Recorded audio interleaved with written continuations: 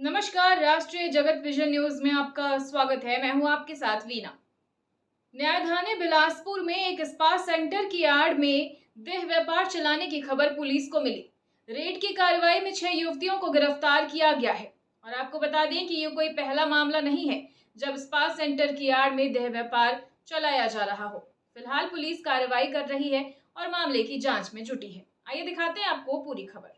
बिलासपुर के तोरवा थाना क्षेत्र के अंतर्गत जगमल चौक स्थित खुशी स्पा सेंटर में पुलिस ने देर शाम छापेमार कार्रवाई की।